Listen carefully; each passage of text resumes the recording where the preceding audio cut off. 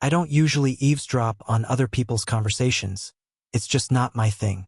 But for some reason, on that particular Sunday, I couldn't resist. I was down in the basement working on the water heater when the phone rang. I had no clue what Janet, my wife, was doing upstairs at the time. Since the phone was right there next to me, I grabbed it out of instinct. Before I could even say hello, I heard her voice drifting down from upstairs. "Gary, you shouldn't have called here. What if John had answered instead?" She whispered, clearly agitated. "I'd have just told him it was work-related," came Gary's calm reply. "Don't be so jumpy. I just wanted to remind you that everything's set for tomorrow. We'll meet at the Desk Motel, room 117, at exactly 1 in the afternoon. I'll bring a bottle of chilled wine and some fresh strawberries. And don't forget to wear that black silk lingerie you mentioned. Okay?" Her voice softened, but it was still shaky. "Just make sure nobody sees us leaving work or coming back together." "Are you sure this is a good idea?" "Relax, Janet," he reassured her. "You sound like you're having second thoughts." No, I'm fine," she insisted, though her tone betrayed her nerves. "It's just, I've never done anything like this before, so I'm a little scared. But I'm not backing out." "Good. Everything will be fine, I promise. But if John ever finds out about this, I'll have to end it all.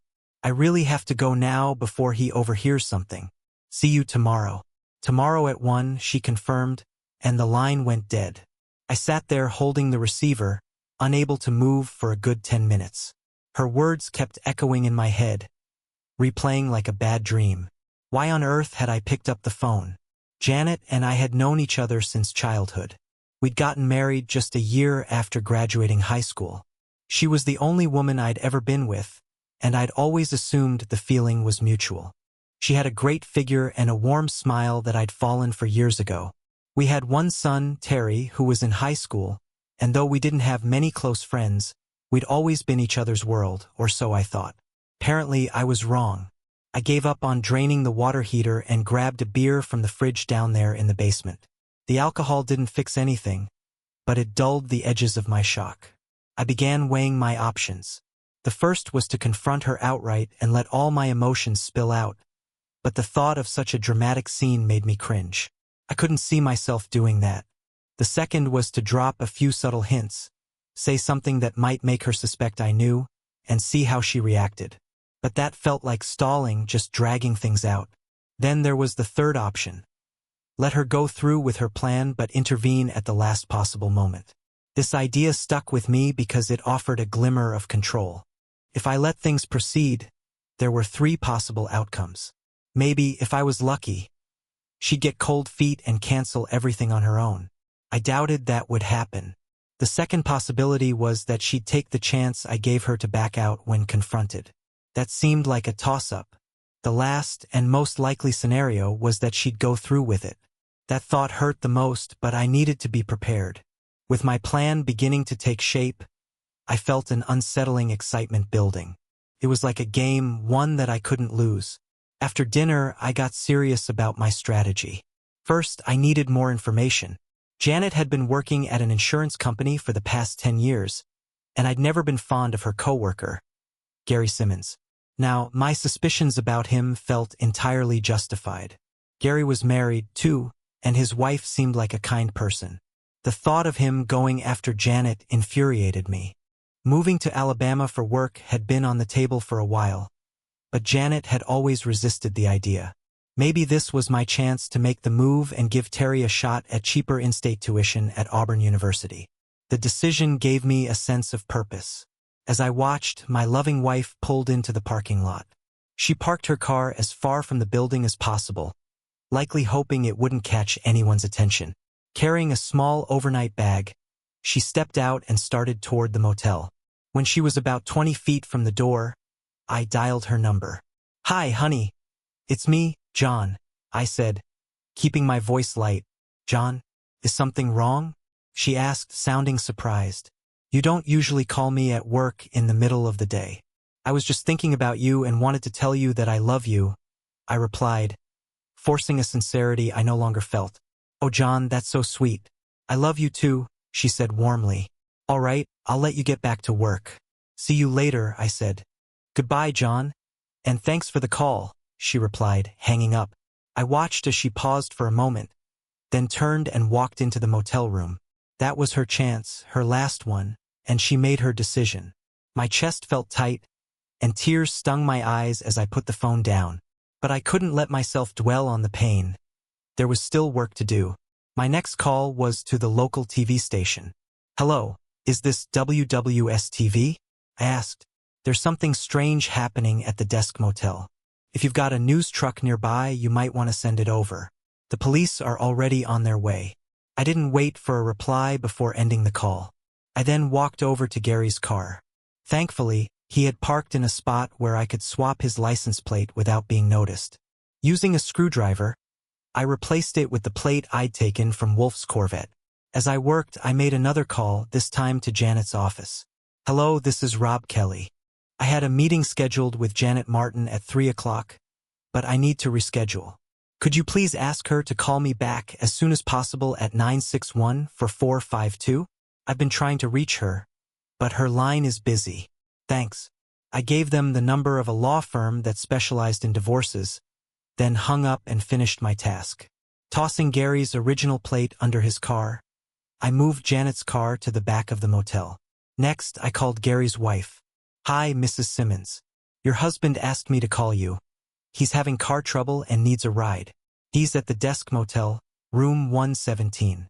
You can reach him on his cell or call the room directly. I'm not sure why he didn't call you himself, but he mentioned meeting a client. Pretty one. Bye. As soon as I ended that call, I dialed Wolf's workplace. Hi, this is John.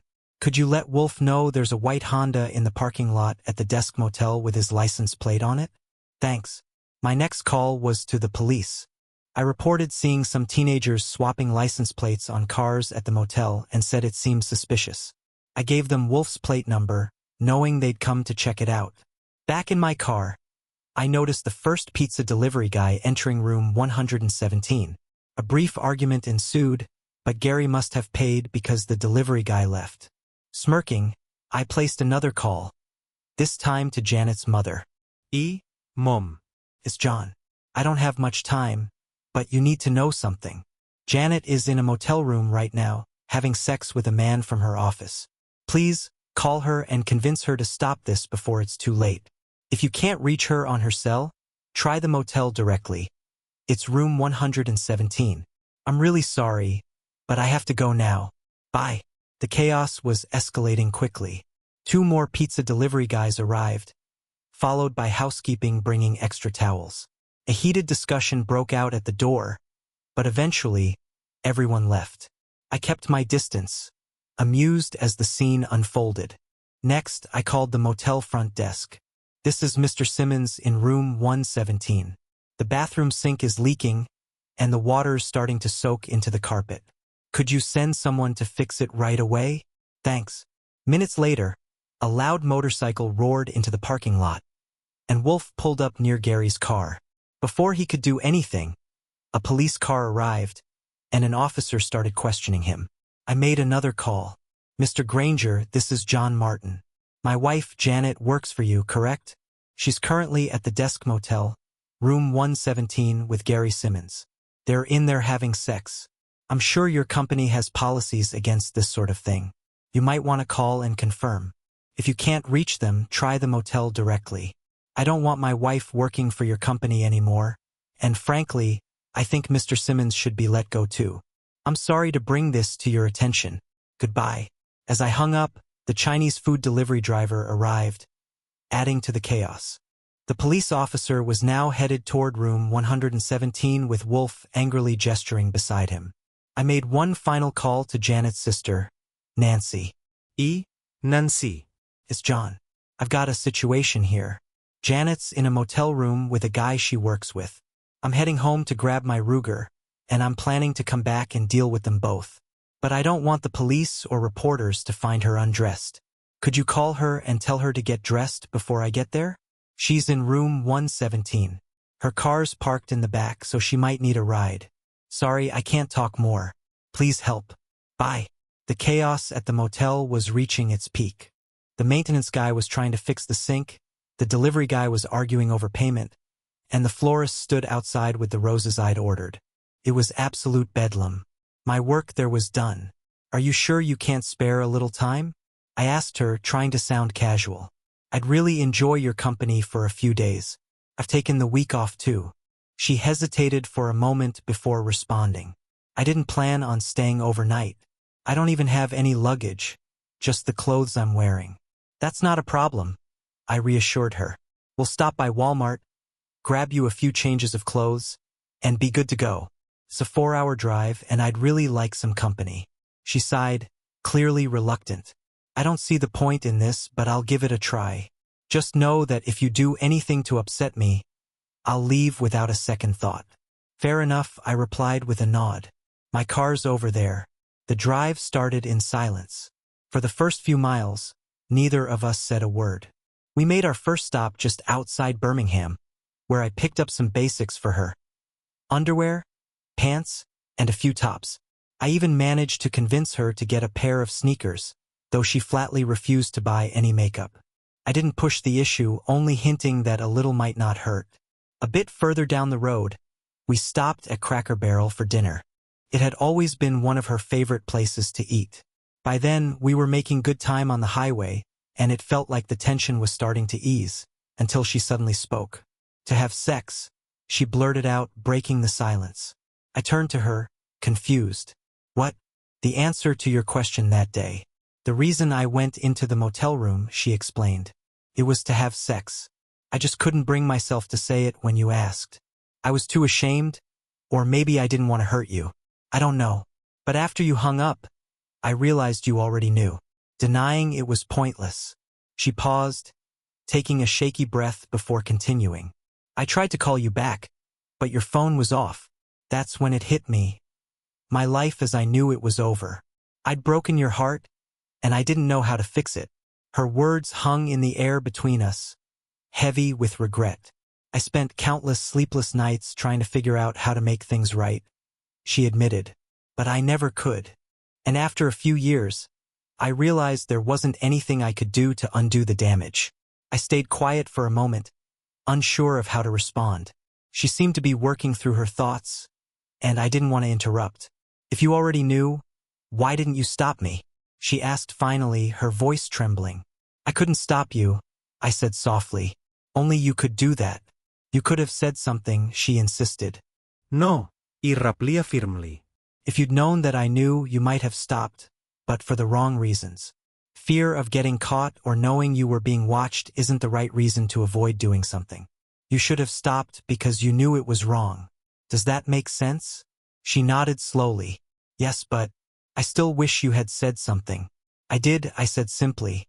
"That phone call. When I told you I loved you." Her face fell as she realized what I meant. "It was a test," she whispered, "and I failed it. I was such a fool." I didn't argue with her. "Did you love him?"